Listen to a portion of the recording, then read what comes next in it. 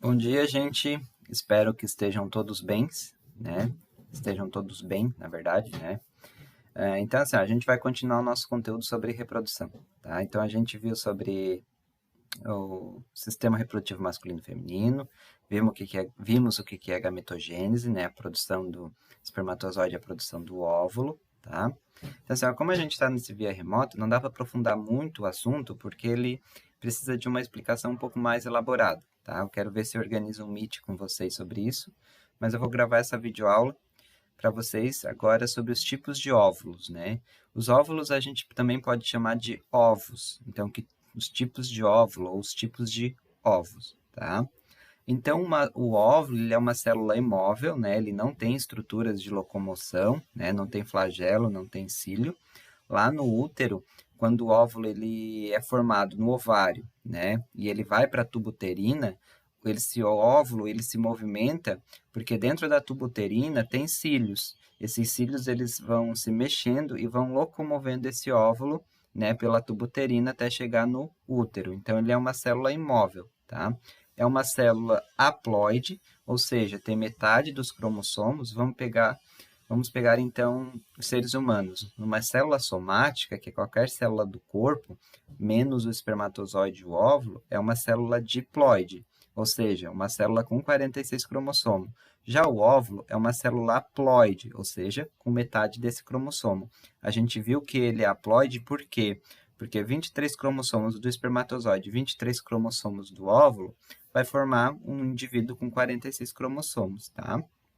Então, o óvulo, é uma célula, né, eucariótica, então ele tem citoplasma e também tem organelas, né? Então, ali tem mitocôndria, tem retículo endoplasmático rugoso, centríolo, tá? Então, tem todas as organelas, tá?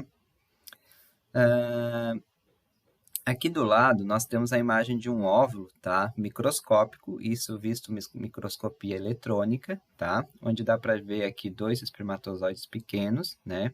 O óvulo no centro e o envoltório nuclear, tá? Envoltório nuclear. Essa parte aqui a mais, que parece tipo como se fosse marcada, um círculo, né, destacado aqui ao redor, a gente chama de zona pelúcida, tá? Que, na verdade, é ela que define ou não a entrada do espermatozoide. Lembrando que somente um espermatozoide entra no óvulo. E lembrando que o óvulo ele é um gameta feminino, né? O gameta masculino ele é um espermatozoide, tá? Tanto o óvulo, então o óvulo é produzido no ovário, o ovário a gente chama de gônada. Então as gônadas femininas são os ovários, o gameta, óvulo.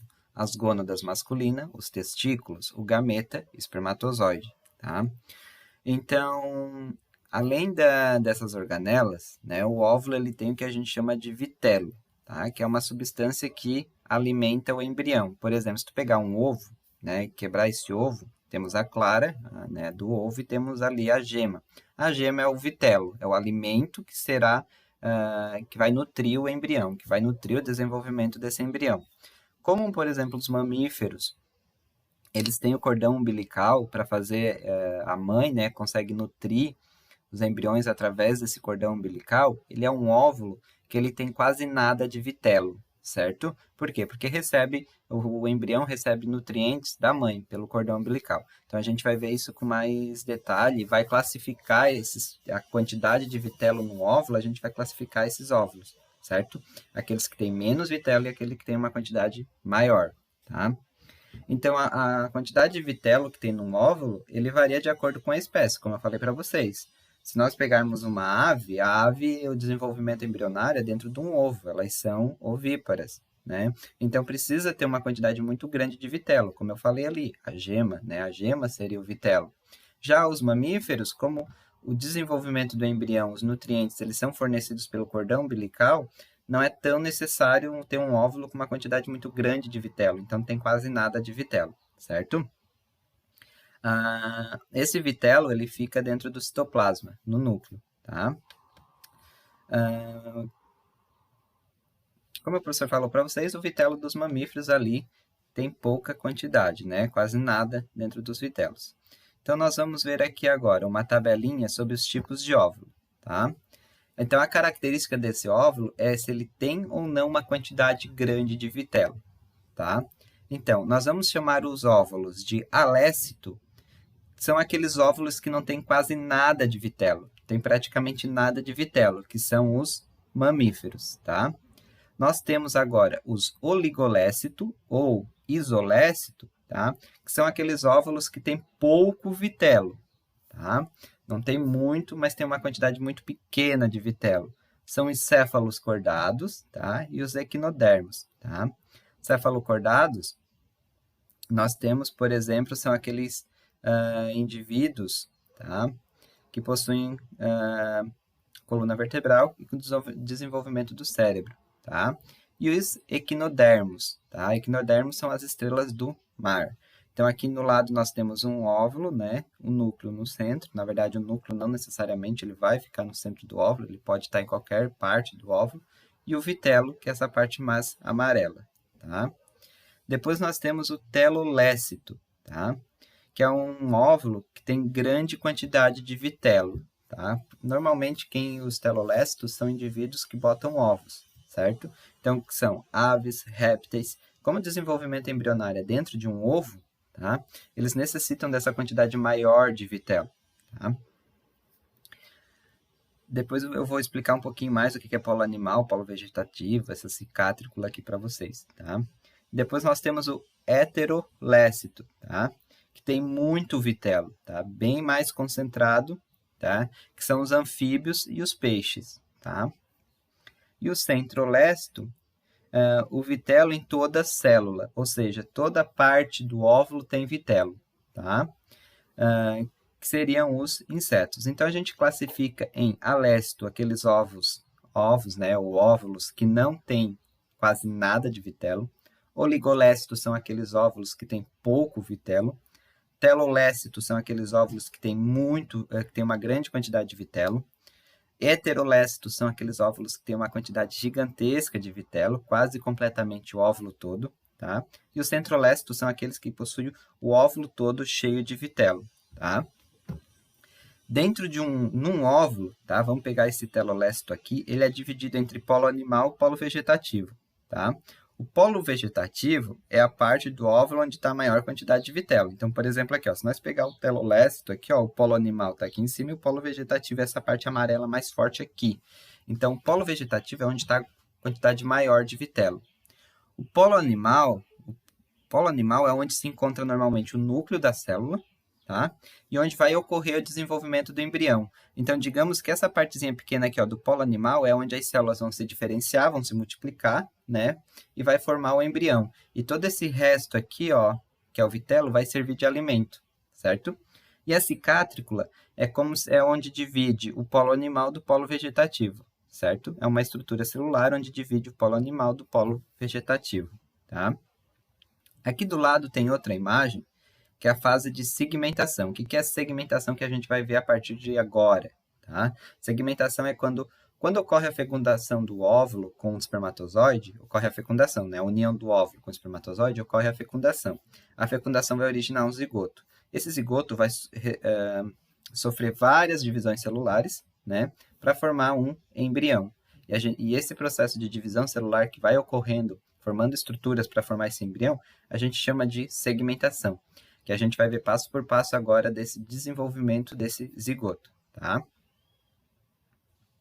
Então, assim, ó, fases de desenvolvimento embrionário, tá? Então, após a fecundação, onde o óvulo, né, que é agora no ensino médio a gente já chama de ovócito, né? O ovócito, ele entra em contato, faz a união com o espermatozoide, a gente vai ter a formação de um zigoto, né? Esse zigoto, através de divisões mitóticas, né? Lembra lá que a mitose é quando uma célula se origina em duas, com a mesma quantidade de cromossomos. Ele vai dar origem a várias células, tá? Depois, essas células vão se dividindo, mas o tamanho do óvulo ele não vai aumentando de tamanho. Então, nesse processo de segmentação, por exemplo, ó, nós temos um óvulo aqui, ele se dividiu em várias células, que depois a gente vai chamar isso aqui de mórula, tá? Só que ele não aumentou de tamanho, certo? Vamos mais aqui para baixo, então. Então, A fase seguinte, então, depois da segmentação, é que a gente chama de gastrulação. Nesse processo de gastrulação, tá, vai ter um aumento no número de células e acompanha também o aumento das células, ou seja, vai ter um aumento na quantidade de células e as células também vão aumentar de tamanho. Tá? E na gastrulação ocorre a formação dos folhetos embrionários, tá, ou folhetos germinativos.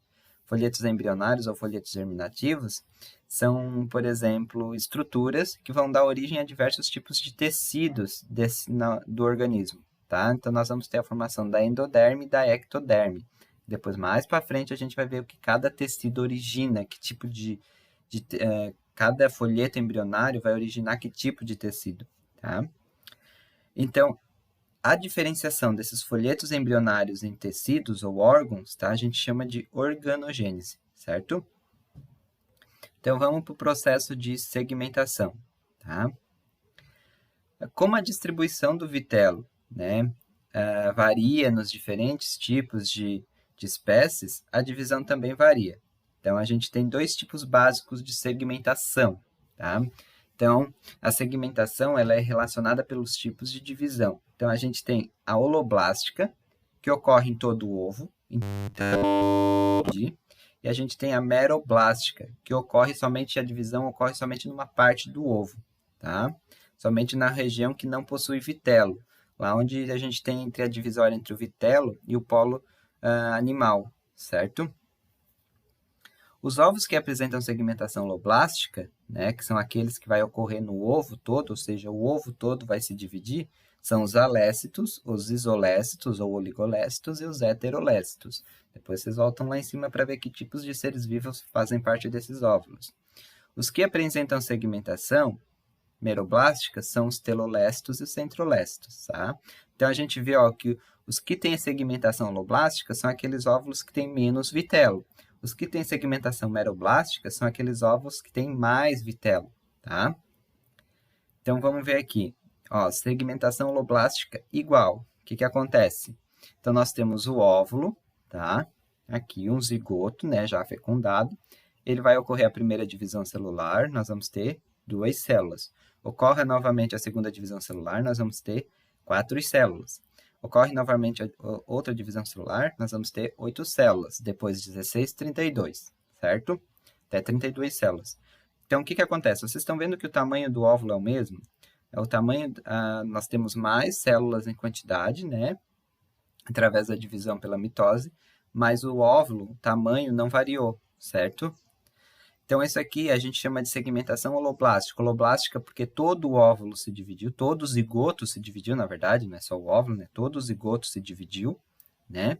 Então, nós chamamos de segmentação holoblástica igual. Igual porque todas as células ficaram do mesmo tamanho, tá? Então, aqui, segmentação holoblástica pode formar células de tamanhos iguais ou diferentes. Então, segmentação holoblástica igual, nós temos a divisão do zigoto em células de tamanhos iguais, certo? Segmentação holoblástica desigual, holoblástica, porque todo óvulo vai se dividir, todo zigoto, não sei por que eu estou com um óvulo na cabeça, mas todo zigoto vai se dividir, tá? E vai formar células, né? Só que a gente vê que a parte de cima, que são chamados de micrômeros, as células são menores do que os de baixo, que são macrômeros. Então, a gente chama de segmentação holoblástica desigual. Por quê? Holoblástica porque todo o zigoto está se dividindo. Desigual porque as células de cima são menores que as células de baixo, certo? Então, na segmentação meroblástica, o que ocorre nessa segmentação? Então, os ovos telolésticos e os centrolésticos são aqueles que têm uma quantidade muito grande de vitelo, né? Com a localização do vitelo é diferente, né? Porque fica ali no polo vegetativo, a segmentação ocorre também é diferente. Então, existem assim 2 tipos de segmentação meroblástica, a discoidal e a superficial. Então, como a gente viu ali, a segmentação meroblástica existem 2 tipos, a discoidal e a superficial. Discoidal, porque como a gente vê aqui na imagem, a segmentação, a divisão celular ocorre no polo animal, na parte de cima, e o vitelo fica embaixo. O vitelo não sofre modificação, não sofre divisão. Lembra lá que a holoblástica, todo o zigoto se desenvolve, e a meroblástica somente a parte do polo animal vai se desenvolver, né? Só uma parte do óvulo vai se multiplicar. Então, aqui nós temos a meroblástica discoidal. Por que discoidal? Porque a parte do polo onde está o núcleo, o polo animal, ele começa a se dividir só na parte de cima, formando uma espécie de disco discoidal, certo? A segmentação meroblástica superficial, o que acontece? As células da extremidade do zigoto começam a se dividir, formando como se fosse um círculo aqui de divisões celulares, e o vitelo fica no centro. Então, meroblástica porque ocorre numa parte do zigoto, não ocorre no zigoto todo. Lembrando que o zigoto é a fecundação, união do espermatozoide com o óvulo, forma uma célula chamada zigoto. Essa célula vai se dividir para se transformar no indivíduo. Tá? E de acordo com a espécie, nós vamos ter um tipo de óvulo que a gente já viu. Qualquer coisa, volta lá no começo do vídeo para entender esses tipos de óvulo. Então, esse ovo aqui que formou, tá? Que pode ser chamado de ovo ou zigoto, né? A meroblástica superficial é porque as divisões celulares estão ocorrendo na extremidade e o vitelo fica no centro, certo? Existem algumas fases de segmentação, tá? Quais são essas? Então, nós temos o ovo, que pode também ser chamado de zigoto, né? Ele sofre o processo chamado de divisão, de clivagens, né? Essas clivagens são aquelas divisões celulares. Então, uma se torna duas, duas se tornam quatro, quatro se tornam oito, 8 se tornam 16, 16 se tornam 32, e na 32 nós temos o desenvolvimento chamado mórula. Quando a divisão celular chega nesse estágio de mórula, ela fica como tipo uma esfera maciça, cheia de uma esfera maciça de células. Mórula porque ela é semelhante a uma amora, então por isso o nome mórula, tá? Então, a mórula, depois, né, o ovo, a mórula, tem a formação da blástula. O que são a blástula? Então, a blástula, cada célula que compõe a blástula, depois da mórula vem a blástula, é chamada de blastômero, certo? Esses blastômeros são células que elas secretam um tipo de líquido, tá?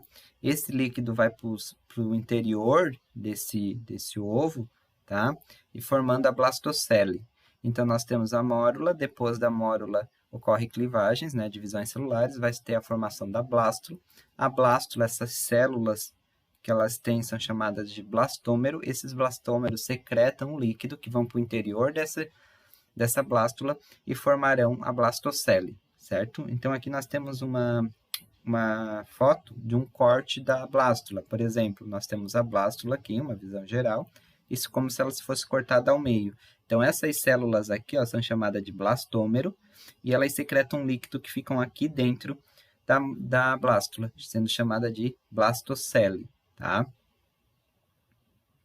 E depois nós temos o processo de divisão. Então, lembrando que nesse processo de formação do embrião, então a gente inicia com a fecundação, que a gente tem o ovo ou zigoto, né? Depois tem as clivagens, né, ou segmentação. Então, esse zigoto se divide em 2, 4, 6, 8, 32, até formar a mórula. A mórula forma a blástula. A blástula tem os blastômeros, que são células que secretam um líquido que vai para o interior dessa blástula, formando a blastocele. E a blastocele continua nesse processo de diferenciação, formando a gástrula, tá? Então, na formação da gástrula, já ocorre o processo da formação das células embrionárias, tá? Quem são essas células embrionárias? Ou seja, os folhetos germinativos, que seriam a ectoderme e a endoderme, tá? Nesse processo de formação da gástrula, o que acontece? Então, depois da blástula, vem a gástrula. Quando ocorre a formação da gástrula, tá? Essa célula, esse emaranhado de células, ocorre um processo chamado invaginação. O que é invaginação?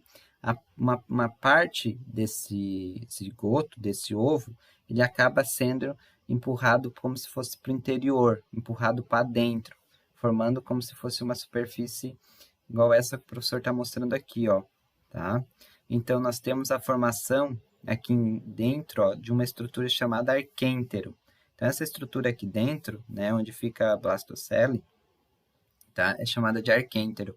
Ela vai dar origem, tá, ao intestino do embrião. que a gente chama de intestino primitivo do embrião. Essa parte de baixo aqui, ó, depois de que ela se desenvolve um pouco mais, se diferencia um pouco mais, fica uma estrutura chamada blastóporo. Então, esse blastóporo, ele vai dar origem ao ânus ou à boca. Então, dependendo de quem origina primeiro, o ânus e a boca, vai ter alguns nomes, que eu já vou falar para vocês. Então, essa gástrula, ela sofreu invaginação, tá? Formou o blastóporo, que vai dar origem ao ânus ou à boca, tá? E dentro nós temos o arquíntero, que é aquele que vai dar origem ao intestino primitivo. E nós temos também aqui, ó, a parte mais externa de células, que é a ectoderme, que vai originar, são um tipo de tecidos que a gente vai ver na próxima aula, que vão originar os tecidos do corpo, né? São células embrionárias que vão originar alguns tipos de tecidos do nosso corpo. A endoderme é a mesma coisa, células embrionárias que vão originar tecidos no nosso corpo, que a gente vai ver com mais detalhe depois. Então, como o professor falou para vocês ali na parte do blastóporo, né? Então, quando o blastóporo dá origem à boca, tá? E depois o ânus, a gente chama de protostômios. Quando o blastóporo dá origem primeiro ao ânus e depois à boca, tá? A gente chama de deuterostômios, certo? E nesse processo de formação dos folhetos germinativos, a gente tem, então, a formação da ectoderme e a formação da endoderme. Então, o mais interno é chamado endoderme, porque endo vem de interno, e as células mais externas é chamada de ectotérmica, porque ecto vem de externo, certo? Então, os indivíduos que têm apenas esses dois folhetos germinativos, são, por exemplo, que só tem ectoderme e endoderme, são chamados de diplásticos, tá? Sendo os quinidários um dos representantes. Já que aqueles indivíduos que, além da ectoderme e da endoderme, é formado também a mesoderme, são os indivíduos que a gente chama de triblásticos, tá? Então, isso são o que o professor tinha para passar para vocês hoje. Depois vocês dão mais uma revisada aqui na apostilinha, no conteúdo. Se ficar alguma dúvida, vocês entrem em contato com o professor, tá? Então, por hoje é só. Depois, na próxima aula, a gente vai ver a continuação desse desenvolvimento, né? Até chegar no indivíduo, no feto, certo? Então, gente, muito obrigado e até mais.